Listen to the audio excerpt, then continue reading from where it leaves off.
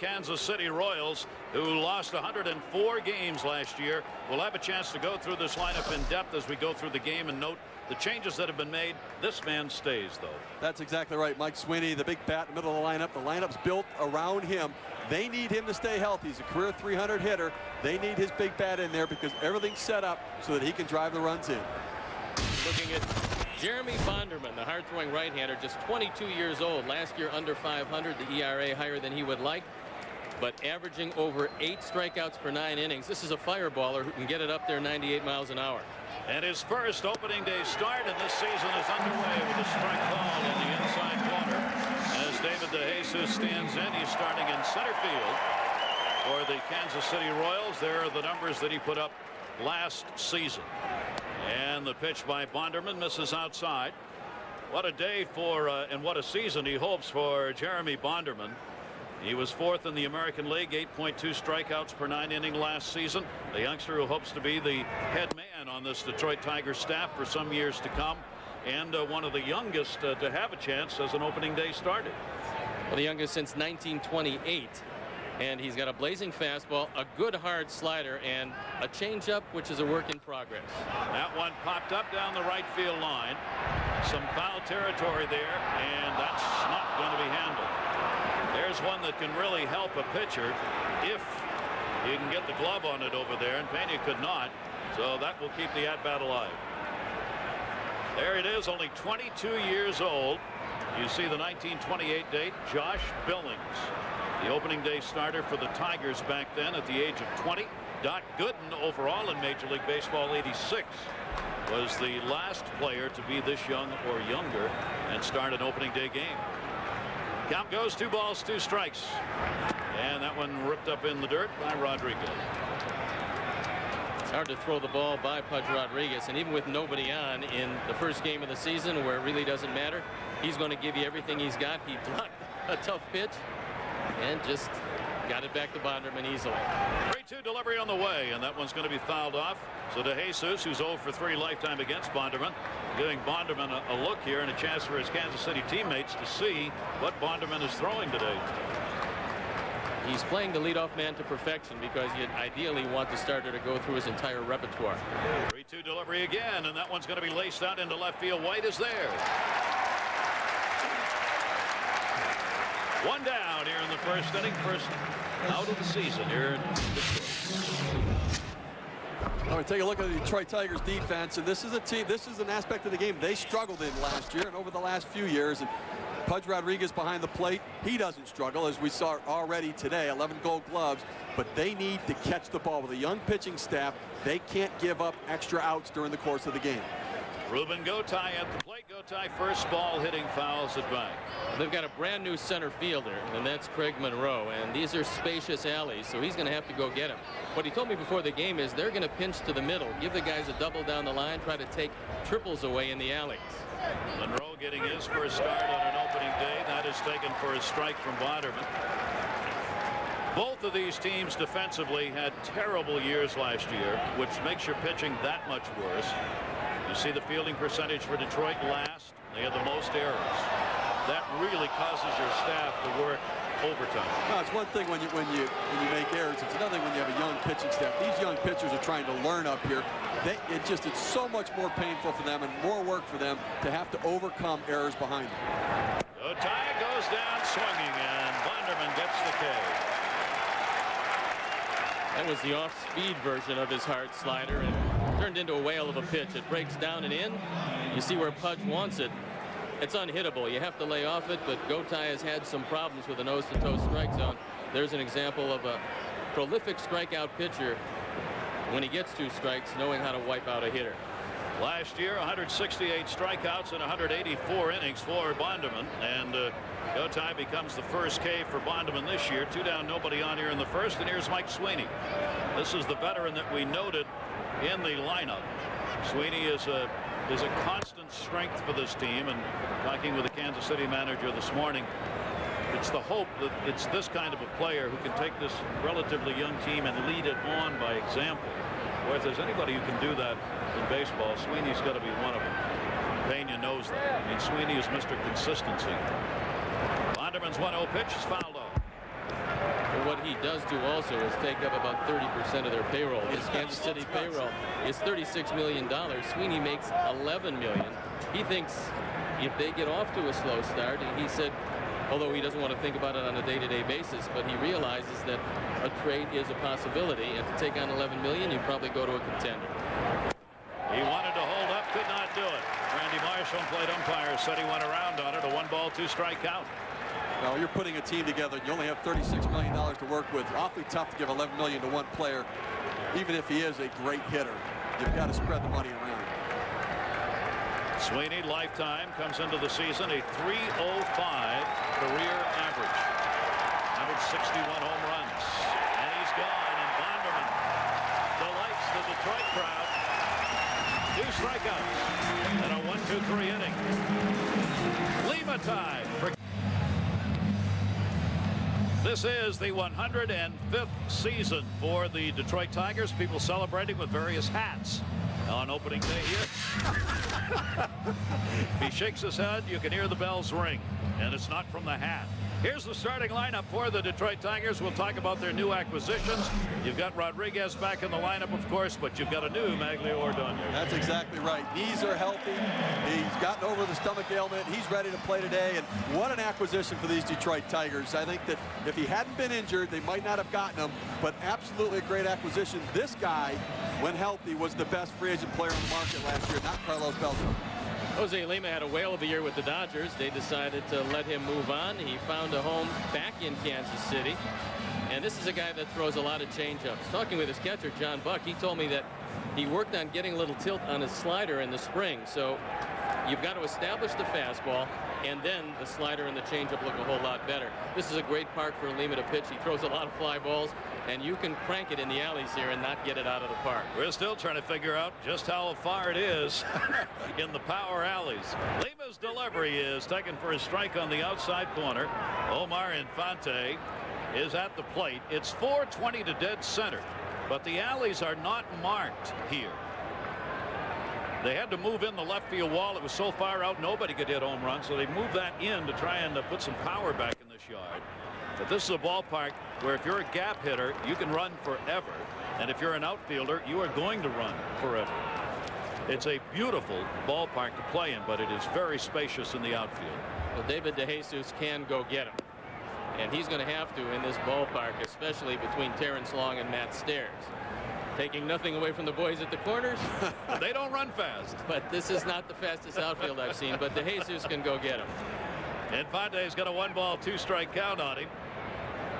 You look at the outfielders and where they play, especially in center, and you think, my gosh, they're nowhere out there. That one is a strikeout. A couple of good pitches by Lima that ended up down and away, and he gets the K. Jose Lima doing a little housekeeping. He's drawing a line, and he probably would like to step over that so he's not throwing across his body. And he's getting used to it, writing something on the hill, probably something to help him keep his concentration. And as you see, last season, Jose Lima was a revelation for the Dodgers. He's going to try to do the same thing here with Kansas City. Here's Carlos Guillen. Keep in mind now, Lima's back with Kansas City, where he pitched in 2003 in 14 games. He's also taking on the team he used to play for in the Detroit Tigers.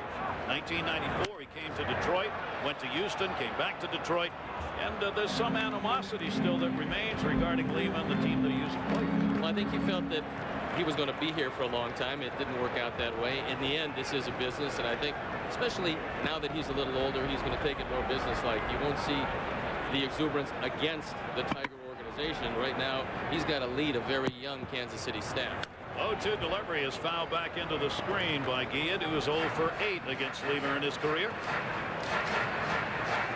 The architect. What's he got on the field this year is the question he wants answered now. They are hoping it is at least a 500 ball club here in Detroit, and if Minnesota falls back to the pack, maybe better.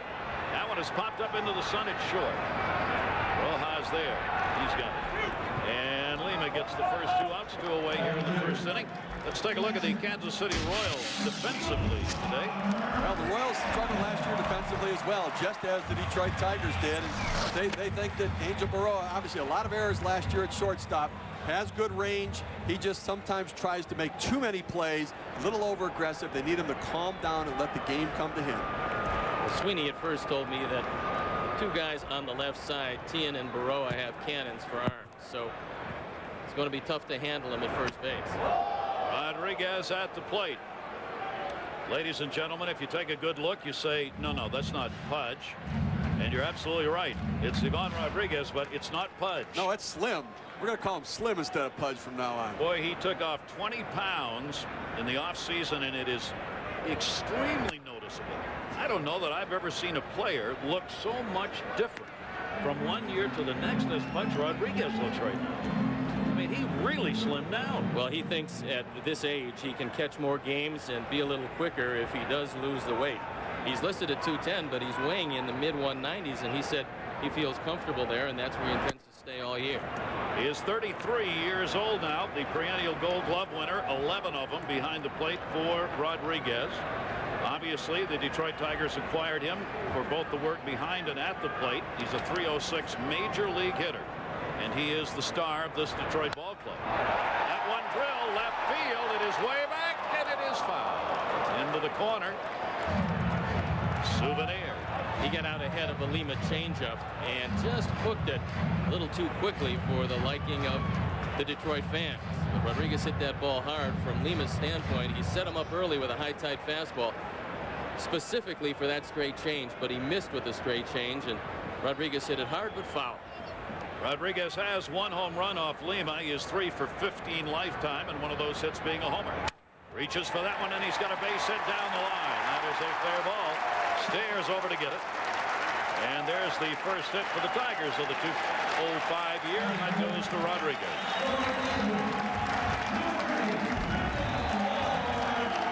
You can't be a lifetime 300 hitter without taking that pitch, which was a very good pitch to right field. He just reached out, a defensive swing, but he looped it into a perfect spot, kept the inning alive for Ordonez.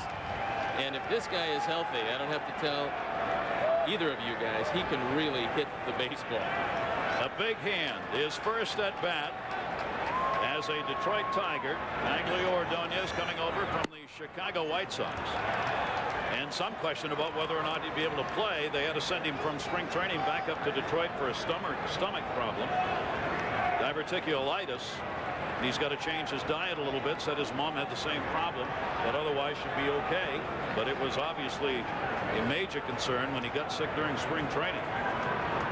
1-0 count. Lima with a runner on at first base, and Maglio Ordonez goes around on that one. 1-1. The Tigers paid him $75 million, and it'll be guaranteed, assuming that that knee doesn't give him problems. Fortunately for Maglio, there was not a diverticulitis clause in the contract, so far it's still intact. 1-1 delivery, goes after the high heater and fouls that one up. You know, they actually did add a clause to his contract that if his knee does flare up and he misses 3 weeks of playing time, they have the right to void the contract. And it's a similar deal to what they have with Ivan Rodriguez as well. They signed Rodriguez with a history of back problems. They gave him a long-term contract, but built in some protections within that contract that if the long-term issues flare up again, they can void the deal and put him back out in the free agent market. It is the left knee of Maglio Ordonez that gave him the problem. Rodriguez off at first base. 1-2 deliveries way outside. Buck out there to reach it and hauled it in, and the count goes to 2-2. But if he is indeed healthy, it creates an interesting middle of the order. Rodriguez, Ordonez, Dimitri Young, Rondell White. I mean, they've got a chance to score some runs. And against right-handers, they're waiting for Carlos Pena to take the next step forward and be the star everybody thought he'd be when he came into the league a couple of years ago. So far, it really hasn't happened for him. But in this lineup, where he's probably going to be seeing a lot of pitchers in the stretch because of the guys in front of him, he should have a pretty decent year. And if you pull the ball in this ballpark, you can get it out. If you don't pull it, it's going to fall within the confines of this ballpark. 2 down, 2-2 count, and Lima making a number of throws over to first base on Rodriguez, who wants a timeout. He's going out there to kick some dirt around over there at first base. Pudge stole 7 all of last year, but being a lot lighter this year, you know, he can fly. He's speedier. Credit Lima with a scouting report, a weight report, and everything else. He's holding him close. I think that's why he's smiling over there, saying he thinks I'm going to run. Swung out and missed, and Maglio Ordonez is gone.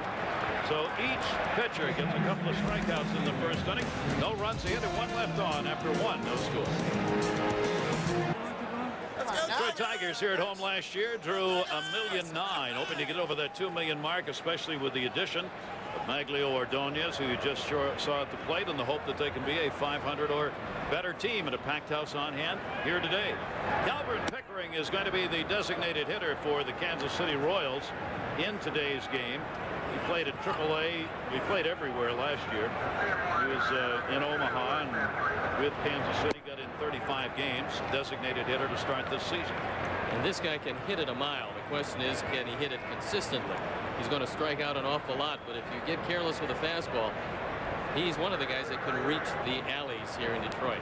2-0 delivery on the way from Bonderman to him. Big cut, little topper down the first base side, and it will roll foul. Steve, let me ask you a question about opening day, and as a former general manager, what Dave Dombrowski is going through, because he took a team 2 years removed from 119 losses. He added some very good ball players. He made some big deals, put a lot of money into this team. What's he feeling right now? Well, I think you look at Dave Dombrowski, the job he's done. One thing he's proven, when he gets a blank slate, he could put a winner together. He did it in Florida with the Marlins there. He had money, and all of a sudden he bought and found the right players.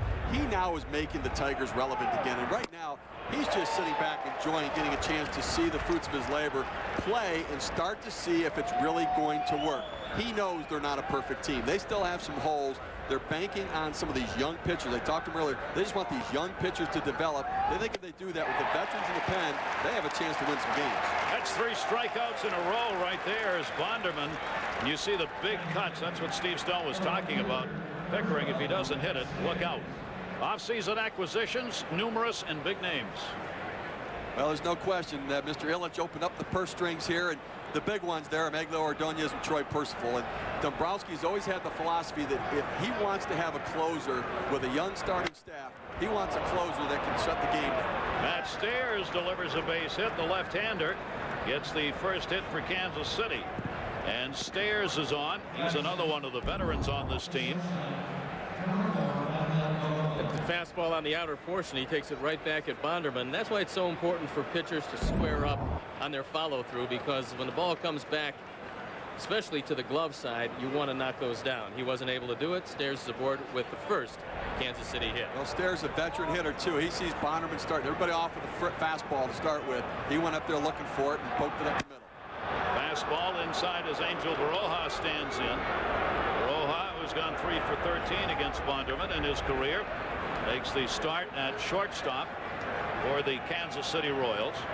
In at third base, inch a little bit for Detroit. He's about a step in front of the bag here. Pitch is taken inside. Couple of fastballs to Baroja that missed. 2-0. Baroja at 441 this spring. He hit the ball all over, and he hit it pretty hard. They're very happy with the offensive aspect of his game. They'd like to see him pick it up with more consistent defense. All you ask of your shortstop is make the routine play, turn the double play, and that's what they need from him. Tigers looking for a double play here. Boy, that was a hard heater. He never got that one timed and reached for it, fouled it back into the screen, and the count goes to 2 balls and 1 strike. Now, if you marry the third base coach's daughter and you're in the batter's box, are you ever going to miss a sign? Better not. No. Your wife's going to hear about it. Your wife's going to hear about it first, and then you'll hear about it, and it will be worse than hearing it from the coach. And you're going to read a lot of books on the road. Okay. That's the way we open this 2005 season. He's got a library card provided by his father-in-law. Baroja waiting 2-1 delivery, and again inside, and has to take that 3-1.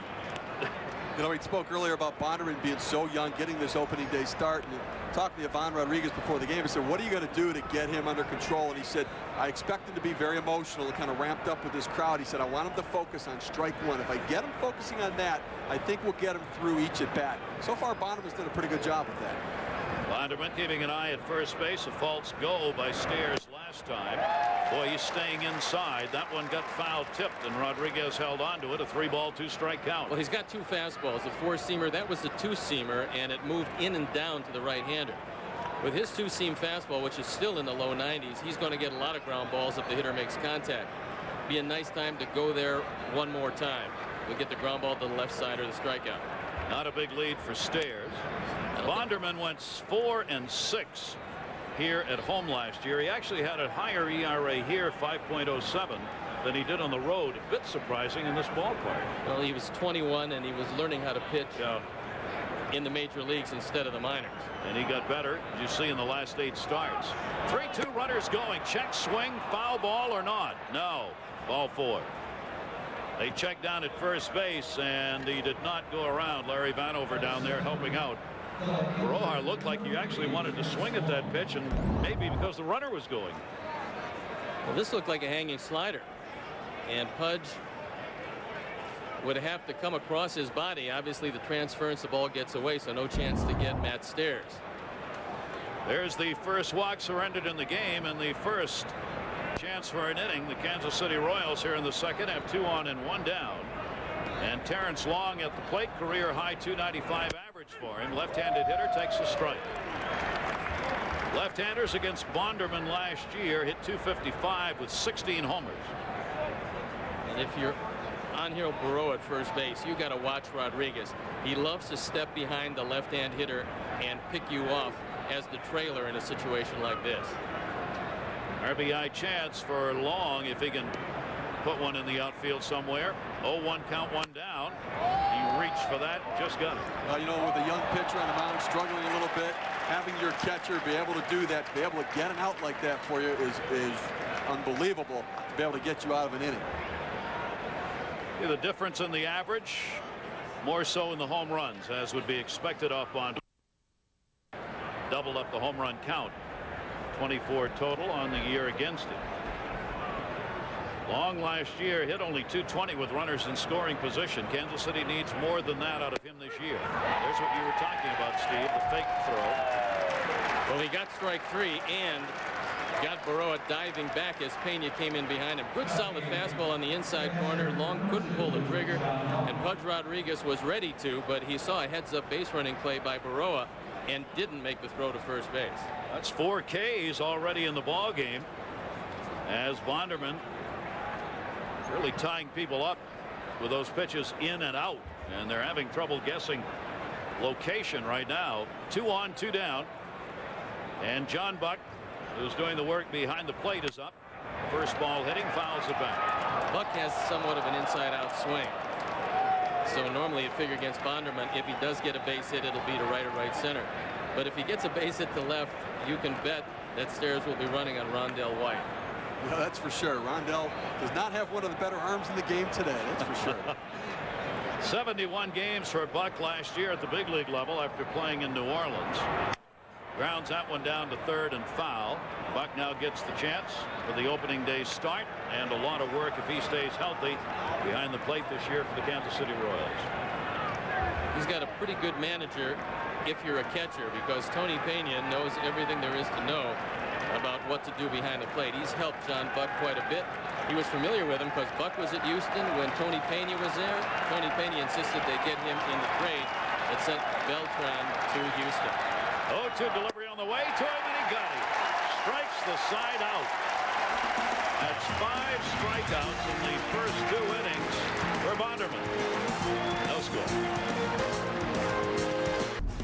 Dave Revson in the studio. Quick reminder, our opening day coverage continues. Top of the hour over on ESPN. Pedro Martinez making his Mets debut against the Reds. Gary? And obviously big story there with Martinez getting on the mound. They did what he did, what the Mets had hoped he would do in the spring. He got his work in. He's ready to go, and now we'll see what happens in the regular season with that addition. Here's Dimitri Young, designated hitter, switch hitter. 104 games last year, suffered a broken leg in the second game of the season. That's why he only got 104 games in. The DH role, he provides power both sides of the plate, and he's hit Lima hard, 8 for 23 in his career. Lima brings one inside and misses with it and goes 3-0.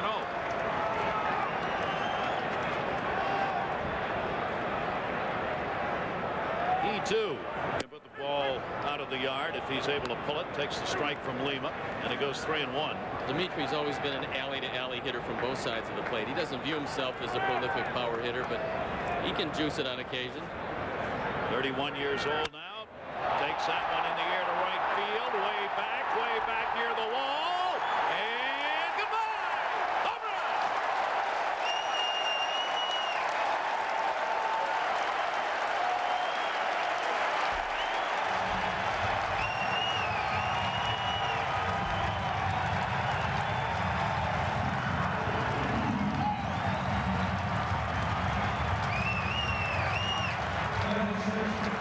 He's hitting 1,000 and he leads the league in homers.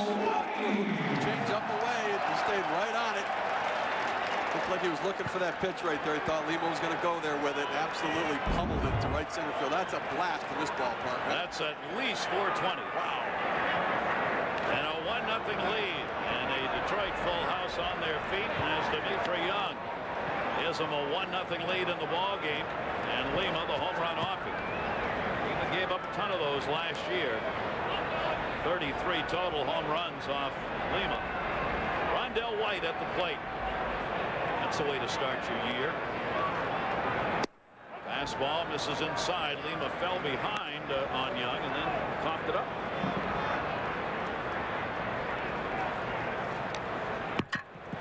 Dimitri Young looks like he could be a Boston Red Sox with that look going on. He could be a Red Sox. He could be their designated hitter, named Ortiz. That pitch is foul back. 1 ball, 2 strike count. Talked to him a little bit about his brother Delman Young, who I saw in the Arizona Fall League. That young man is going to be a star. Woo! He can really hit. Yes, he can. Outside, 2 ball, 2 strike count on White. And I'm shocked Lou Piniella didn't fight to have him in the major leagues right now. I mean, with the struggles they have in Tampa Bay, well, now they have an open outfield spot with Alex Sanchez suspended. Maybe Delman Young gets a chance, but Delman Young is going to be the real deal. He can swing the bat.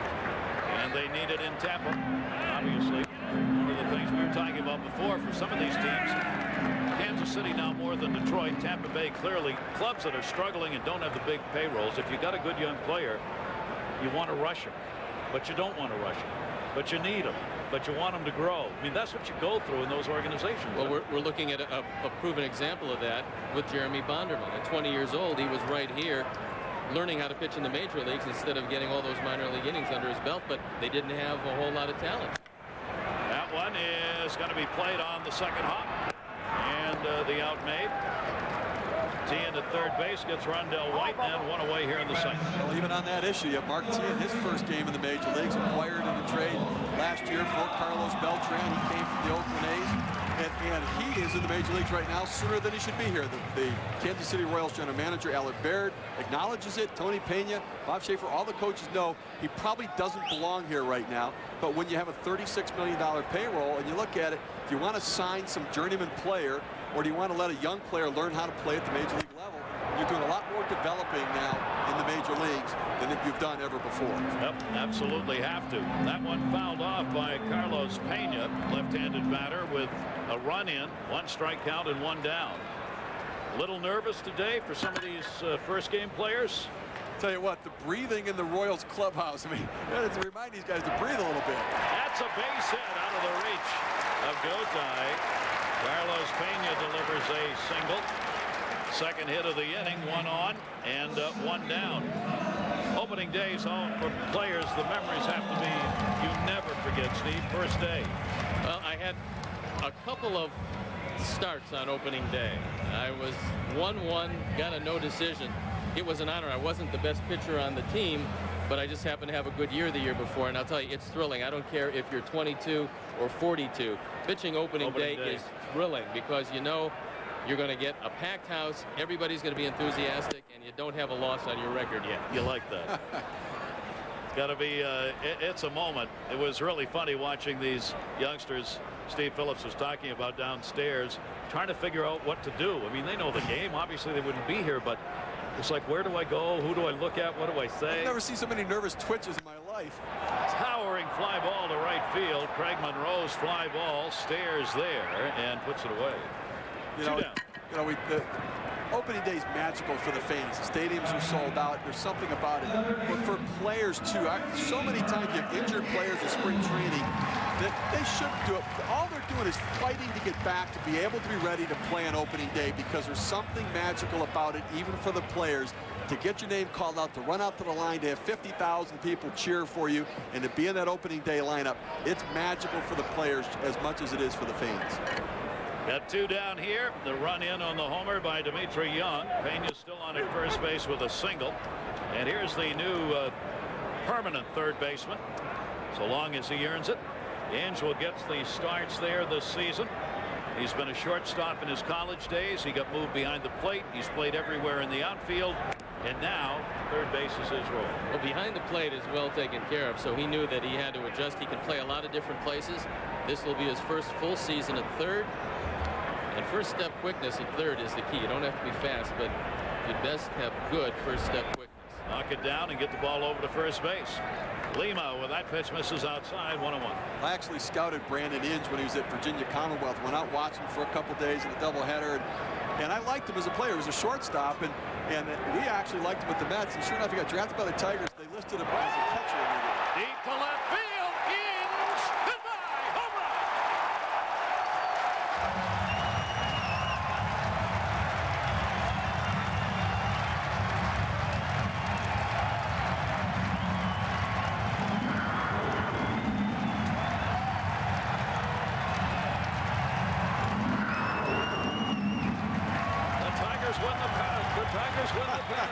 So they're taking advantage of Lehman and changeup. It looks to me like a lot of hitters are giving up the fastball and looking for the change.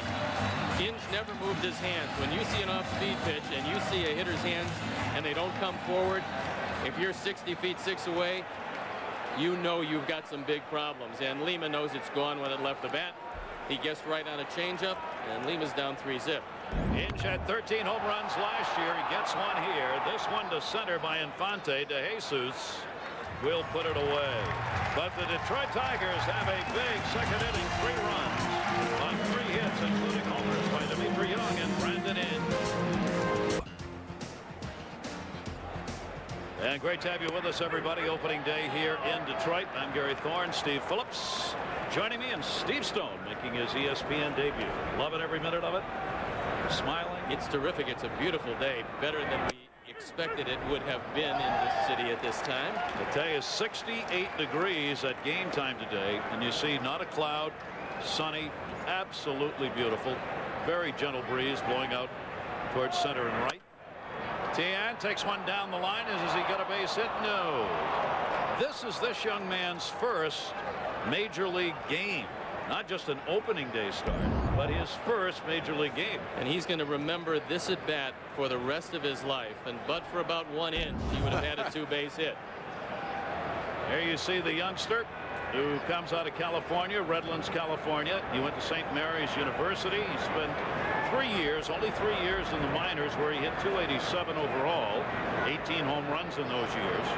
And now, major league debut today.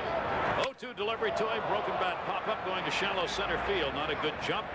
Monroe will get there and put it away. 1 down here in the 3rd inning. You know, Monroe told me that he talked with Jim Edmonds about center field play, and Edmonds told him you don't have to be a speed burner to be effective in center field. You have to read the angle of the bat. Monroe said that he's reading bats better. He thinks it's easier in center than on the corners. He's going to get a lot of work in center field, and this guy looks like he's got a pretty good idea of coverage alley to alley in this park. He does, and you know what? He has good instincts out there, and he can swing the bat. I tell you, you got an offensive center fielder, you're well ahead of the game. De Jesus, his 2nd time up. He flied out his 1st time up. The Royals have seen a lot of strikes from Bonderman. 9 have batted, and 7 of them have had 2 strikes on him at some point in the count. So Bonderman is throwing strikes. He walked 73 in 184 innings last year. That one to left field. White backing up, warning track, and he's gone. Jesus is retired. 2 down here in the 3rd inning. Lima gave up a couple of home runs and went back to talk to his catcher. Yeah, he's telling John Buck, quit calling him so long. I know this is a big ballpark, but you know, call him about 370 feet. This 420 is starting to get a little old. The catcher's going, you know how to shake your head, yes and no. He's saying, when I say I want to throw that changeup, don't let me throw that anymore. Don't let me throw that thing. No tie up. First ball hitting, fouls it down the left field line. He was a strikeout victim in his first at bat. He is a switch hitter. 2 down and nobody on here in the 3rd inning. Tony Graffinino is going to get a lot of play at second, but Gotai's in there today. Graffinino was hurt this spring, but he's healthy and could play today if necessary. He's kind of lost the job, right? I mean, it's going to be a little platoon. I mean, he was scheduled to be the #1 starter starting spring training. Gotai hit everything in sight in spring training, and that's one of the reasons why he's in there. Inside corner strike, and Bonderman is rocking the Tiger house right now. He's got 6 strikeouts. Sets the side down in order with a 3-0 lead.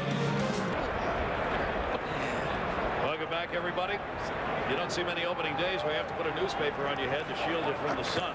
It just doesn't happen. Usually you got a scarf on your head to keep the wind out. A topper hit by Guillen to second base. And he's going to be retired. Gotai able to make the play. Guillen is out of there. And there's one away here in the 3rd inning. I want to remind you, opening day presented by Home Depot continues on ESPN2 and ESPN2 HD. It'll be at 5 o'clock. Chicago Cubs, the Arizona Diamondbacks. Zambrano, Vasquez, the scheduled starters. Cubs, of course, have put Mark Pryor on the DL, so starting pitching not where they wanted it to be. They said it was just precautionary, and they still expect that Mark Pryor will come back in the not too distant future. The Cubs are hoping that both Kerry Wood and Mark Pryor are able to fill in what should be a very potent starting rotation. Enough to win the curse? Well, I believe they're going to win the division, even though a lot of folks are picking the St. Louis Cardinals once again. Steve? Yeah, I have the Cardinals, too. I just think that with the lost offense, 74 home runs, 186 RBI between Alou and Sammy Sosa, they're going to have to outpitch everybody, and not having a closer and having some problems with the health of their starting pitching, that's going to be a problem for them. Ivan Rodriguez at the plate. He had a single his first time up. 2-strike count on him now with 1 down. So we got the Cardinals, the Cubs, and the Cubs. Those are our selections. Put it down. We'll all be wrong. It must be a generational thing. I don't know. It's a generational thing. It must be a generational thing. But old people like you don't get it? Is that what you're saying? Oh, man. I know Gary and I grew up watching you general manage with the Mets, so I'm not sure of this general manager thing. So there. Take that, Hey, GM. you're my dad's favorite player, I swear. Me and Cap Anson, I know. My father grew up watching him play. Very good pitcher. Here's the 1-2 delivery. That one Rodriguez got a hold up. That's headed gap wise. Sliding. It'll be a double. Throw coming in. Not in time.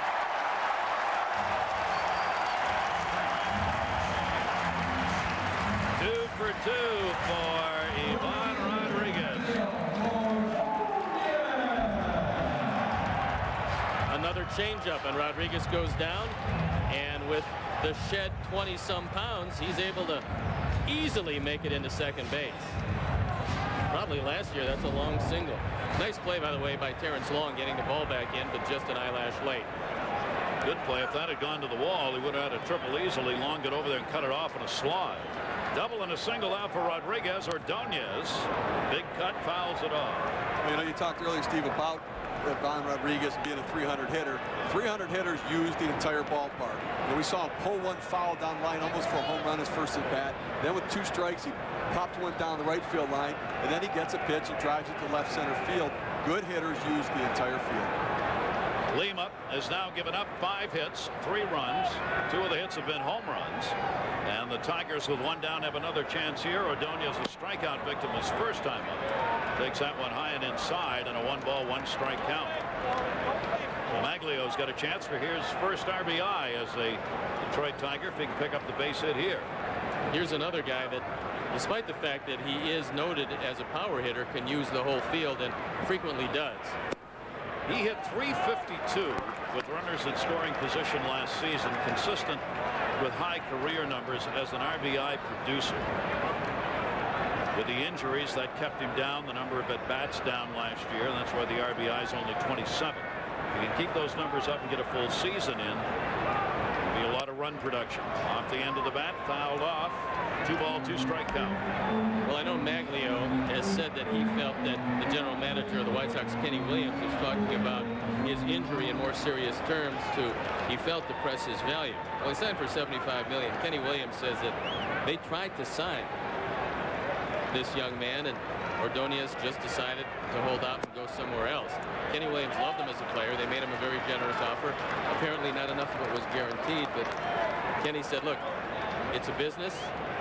We went only so far. We couldn't go any further. He says, I love Maglio. I'd love to have him as a member of the Chicago White Sox, but he's a Tiger now. And the Detroit Tigers felt, obviously, this would be somebody who would sell tickets as well as produce on the field for this ball club, and they wanted to make that move to make themselves, hopefully, that 500 or better team.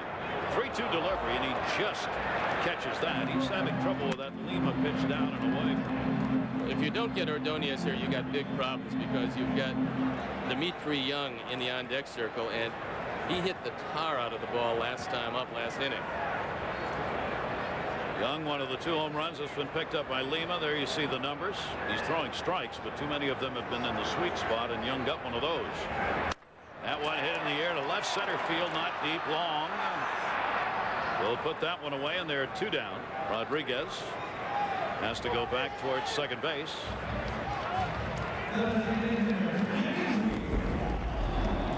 Take a look at the shot hit in the second inning. Jose Lima went with a changeup, tried to sink it off the side of the plate. But Dimitri Young was looking for that pitch and absolutely drove it over the right center field wall. And if you're Lima right now, you know your team doesn't have a lot of thunder. You're down 3. I think you want to be real careful with Dimitri Young, with right-handed Rondell White in the on-deck circle and first base open. Because if Young gets a hold of another one, you find yourself 4 or 5 runs down. With the Kansas City Royals' limited thunder, it's hard to come back in this park from that kind of deficit. Lima fell behind 3-0 on Dimitri Young before he got the 3-1 pitch that he drilled for the home run in his first at bat. 1-0 count on him there. Pudge Rodriguez on at second base with a double. Young, as we said, has had good numbers in his career against Lima. Fouls that one back to make it 1-1. Well, Steve, let me ask you. I agree with you right now at this point. Right, you don't want Dimitri Young to get a hit or to hit one over the wall right now. With a right-handed hitter in deck, why don't they just walk him right here? Too early in the game to do that, or why even take a chance of flirting with Young? I feel the same way. I would pitch around him, but obviously Lima thinks he can get him. If he doesn't, he's got huge problems if he's wild in the zone. Now, right now, he hasn't really thrown him a strike. 3 pitches should be 3-0. It's 2-1. From Young's standpoint, he's probably, if he's going to hit the ball at all, he's going to have to go out of the strike zone. He's good enough to do that. Straight away in the outfield on him. 2-1 delivery to Young, and another towering fly ball to right field. Has he done it again? Near the wall, looking up. Goodbye, home run, 2 in the game.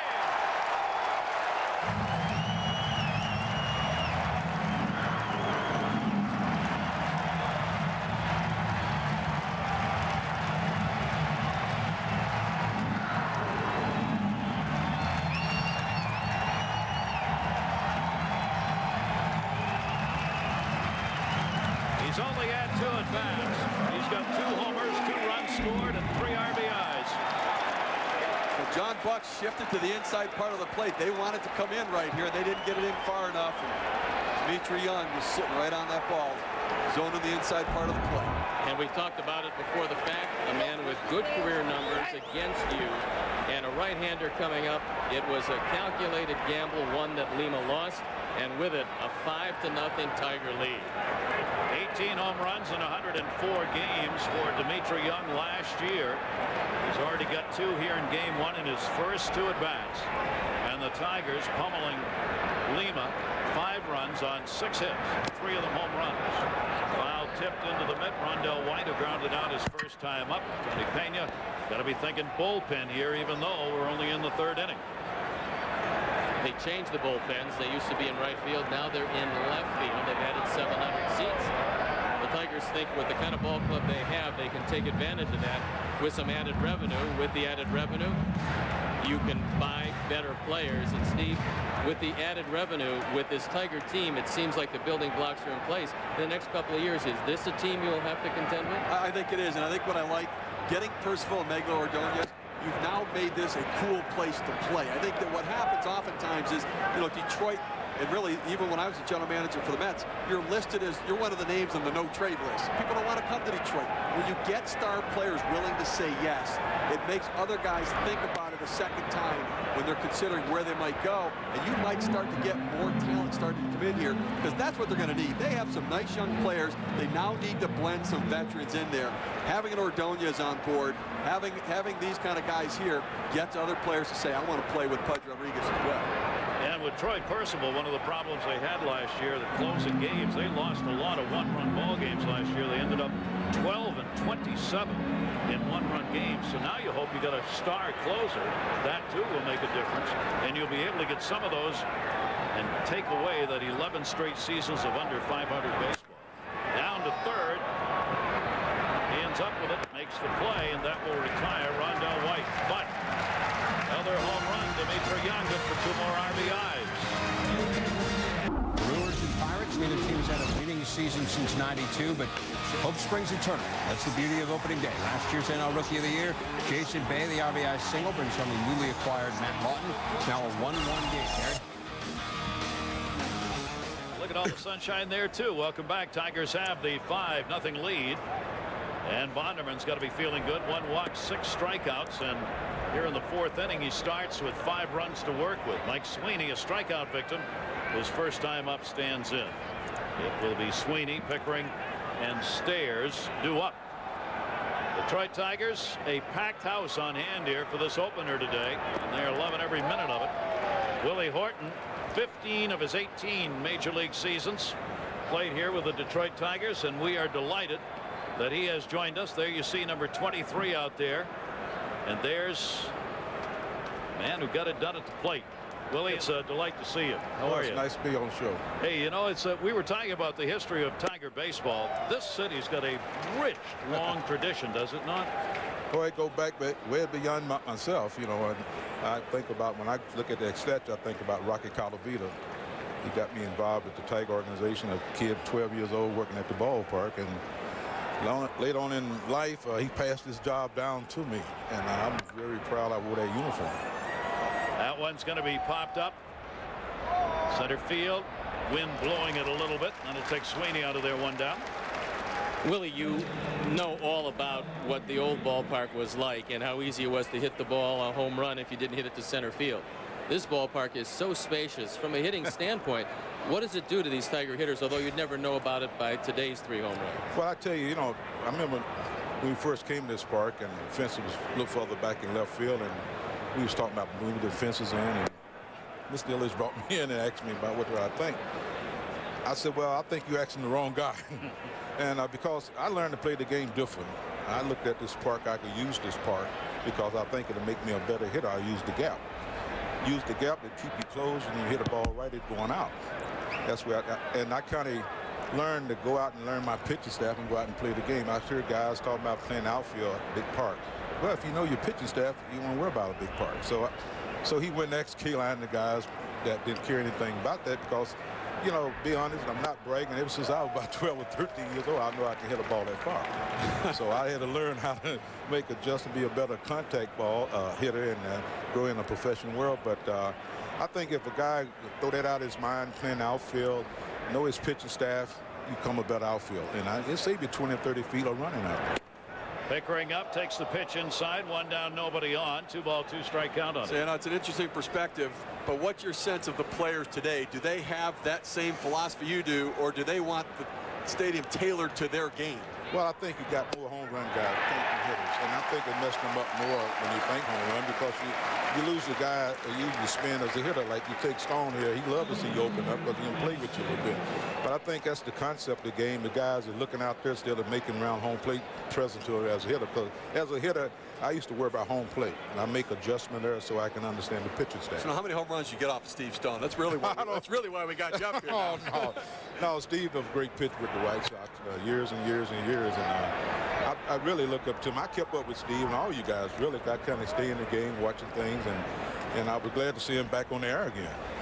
I thought you had left us. Well, it's nice to be here, Willie. Yeah, just for a few days. Yeah, I thought there was too much over there. I got too much on the east side. I'm right here with the two guys that I idolize. That's great. That's great.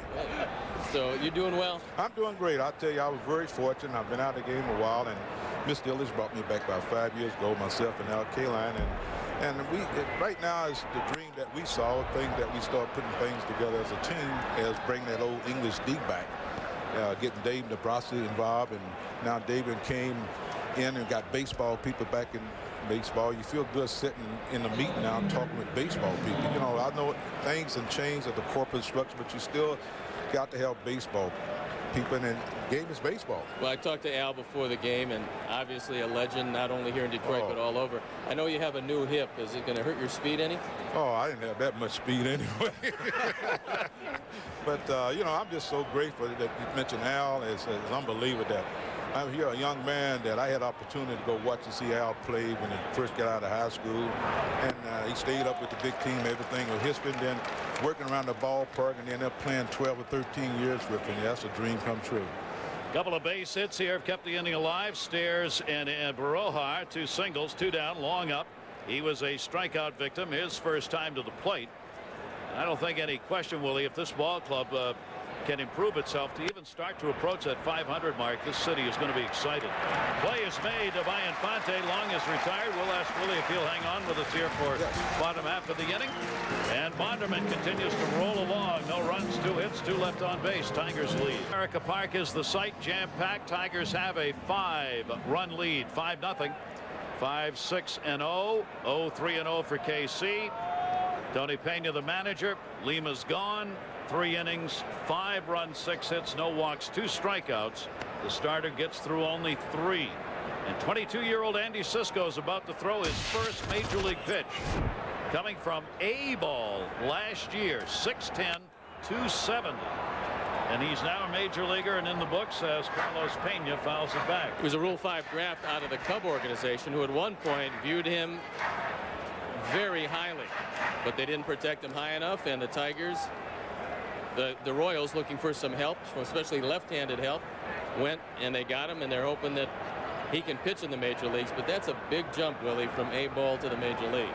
I tell you, it's tough. It's hard. You have to very seldom see a guy can make that big jump. You know, experience-wise, arm-wise, yes, but experience-wise, there's a lot of things go through your mind. I think the key to playing, I tell all the position players, you add pressure to yourself. And as long as you remember old statement, Campanella said, you got to keep that little boy in you. And I think when you forget that little boy sometime, you become too professional players, and you think you have to do these things. Fly ball out there by Pena. Here's Craig Monroe, who makes the start today in center field, their new starting center fielder for the season. He flied out his first time out, and that pitch is taken inside. Will this city embrace this team if they show the kind of production that they showed all spring and they're showing today? What I saw in spring training for the team and the fan base, yes. Especially this kid at the plate. I look at him a lot. Me and my wife talk about him. I think I see a lot of Willie Horton, natural power. You know, he got to learn how to be a little more patient, be more contact, learn how to bunt and do little things. And I talk to him a lot based on the little thing I learned through Billy Martin, be a complete ball player. You know, you got to bunt. I don't care how much power you got, home runs. Every now and then you'll come in a big game, you need that bunt and hit behind. I think he learned that. We got a good player there. But I think this city, to answer your question, yes. I think I saw that coming from midsummer on last year.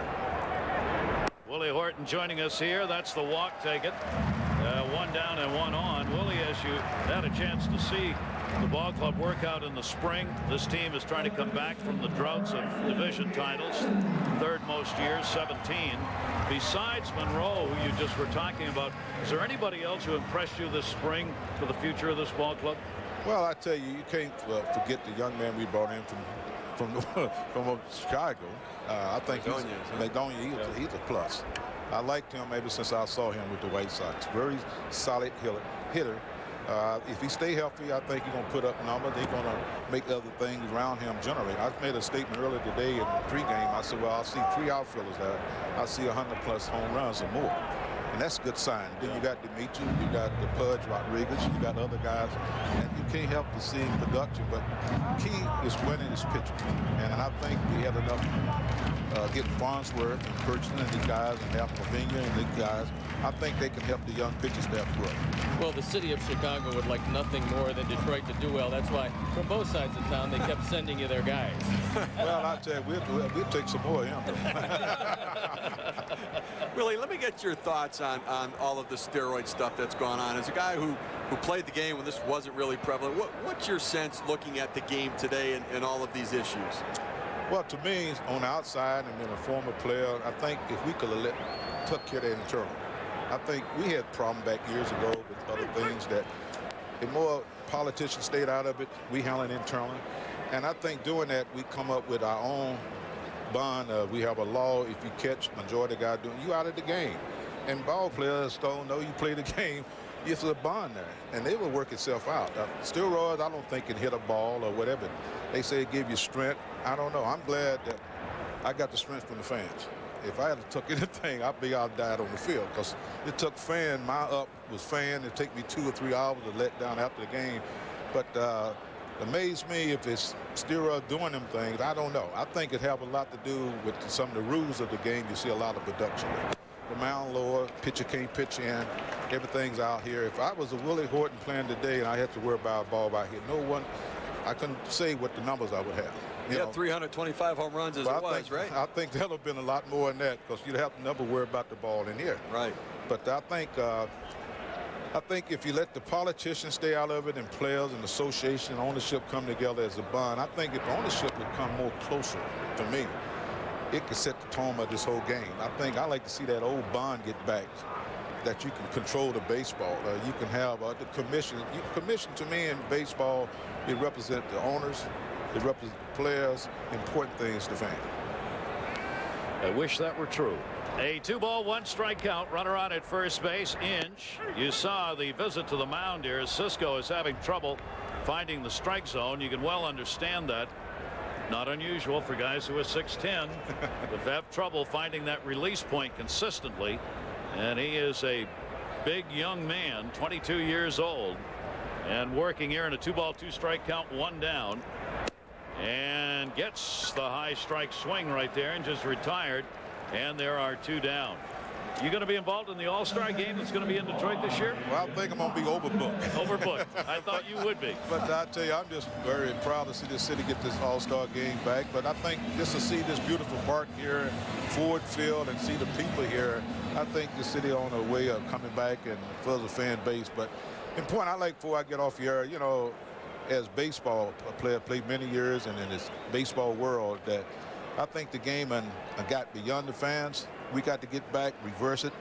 Game is about people, about the fans, and I think if you think like that, I think as ownership, as people in the game, things will fall in place. But I think we got beyond baseball fan. We got to turn it back the way it should be, and if we get that, I think we can get back to see a good baseball game and get all the structure of the game back in order where it should be. Willie, I think you're having an impact on that here in Detroit, because it seems to be that's what this organization is doing. It's trying to provide that excitement to the fans again, be financially responsible, but at the same time give this fan base something to watch. That one at first base will be handled in foul territory. Infante retired. Willie Horton, great Detroit Tiger, 18-year Major League veteran, joining us. Thank you very much. It's delightful to see you. Thank you. Traditional season opener in Cincinnati has Matsui off Paul Wilson. Second straight year Matsui has gone deep in his first at bat on opening day. Stakes Pedro Martinez to the early lead. Gary? Well, the New York Mets getting some of the power from a little unexpected source. That one's in the center field for a base hit. Buck is on. He'll make the big turn. You always got to do that in this ballpark. And Rowe got it in. You make a big turn, because with these alleys the way they are, you never know when that ball may just go skirting on through, and you may be on your way to second or third base. And you bring up a very good point, Gary, because if you hustle and the outfielder bobbles it, you're going to be standing at second. If you take it for granted, just because you're a catcher, it's going to be a single, and he bobbles the ball, you can't regain the momentum. So good job of hustling by John Buck, and they love this guy. And Tony Pena was telling me he will be a star major league. And the 9th man up in the order, Tian. He flied out to center field his first time up. That's only the 4th hit off Bonderman, who has walked 1 and struck out 7 now. Bonderman's career high in strikeouts 14. See whether or not he continues that number with a 5-0 lead here. He may want fewer pitchers, more outs with the defense behind him. Pitch misses outside. 1 ball, 1 strike. You know what I liked about John Buck, the catcher getting the base hit? He ran hard all the way. That's the one thing that Tony Peña's talked about. We're not the best talent of everybody out there, but our kids play hard. They're teaching them to play the game the right way at the major league level. They're teaching them how to be pros. If you can do that on the club, that will carry you along in a season in tough games. And again, we note in this division, and Tony Peña knows, if you can just hang on, just don't fall too far behind the pack. You do not know what's going to happen in the division that's probably the weakest in all of baseball. You've got a chance to do something. And a Minnesota team that has dominated it may not be as strong this year as it has been in the past. Well, you have to look at the closer with Minnesota. Joe Nathan had a magnificent year last year, but many times closers have trouble going back to back because of all the abuse. If Nathan has some problems, Minnesota, which ostensibly should have a plus pitching staff, might find that they don't win quite as many games. Nathan was just brilliant. You don't expect anything to happen to him, but for a starter to come back year after year after year and do what he did last year is unusual. It is. One thing I have concerns about Minnesota, you lose the left side of your infield. You lose your third baseman, Corey Koski, Christian Guzman, a shortstop. And for the pitching staff, where you have a comfort level knowing that a ground ball is going to be eaten up by those guys, you've got rookies in there. I think it changes your confidence. Runner was going. Play is going to be at first base. Buck was off and flying. He'll end up at second. Tian is retired. Play made by Bonderman. Major League Baseball opening night was last night. Opening day today. Some of the big stories to follow, of course. Maybe the best staff in Atlanta in a decade, and think about that. Barry Bonds on the DL. Is he ever going to play again? The Yankees-Red Sox already started their renewal, and we've already had our first Idiot Award of the Year with the steroid story, as somebody actually tested positive. Sanchez is saying that he's going to appeal and a 10-day suspension. And if he wins, we'll remove the award. But Gene Orza of the Players Association was quoted as saying, you can't buy those things over the counter that you're being tested for, which is what he said he did. That one headed into right field, and that's going to be a base hit. Buck will make the turn to Jesus, a single and an RBI. Throw will come into second base. So DeJesus gets the big hit off Bonderman with 1 down, and he'll pick up the run batted in, and Buck led the inning off with a single score. Before the game, hitting instructor Jeff Pentland told me that he has to impress upon David DeJesus, not only in this ballpark, but at home in Kansas City, which he said plays big, that you have to keep the ball out of the air. First 2 times up he hit the ball in the air, he was 0 for 2. That time he hit the ball on the ground. He's driven in a run, and he's hitting .333. With his speed, you have to keep the ball on the ground. They've had Kansas City hits have been coming on the first pitch so far, as Bonderman's been throwing a lot of strikes, all 5 hits in fact, on a first pitch. That one is a strike taken on the inside corner to the disbelief of Gotay. Turned around and said something to Marsh. Tried to hold up with a swing there, and got the call strike anyway. Runner on at first base, 1 down. Infield double play depth. Inge moves in at third a bit, and that's where it's chopped to short. Ian got 1, and that's going to be it. Nice little flip right there. Infante coming over to make the play at second base, and there are 2 down. So Alex Sanchez, Tampa Bay Devil Rays, the first player suspended under the new drug policy, steroids. He tested positive. Now, under the agreement, you can't say what the drug was that you tested positive for, but they're only testing for 1 drug. That's right. They're only testing for performance enhancement drugs or masking agents. So clearly it was under the steroid testing system.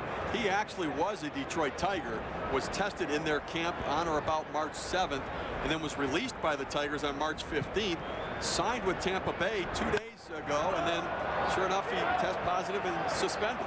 High in the air to left field. Sweeney is out of there. White over there to make the play, and that will do it. Kansas City, though, gets on the board. They get a run on a couple of hits with 1 left on.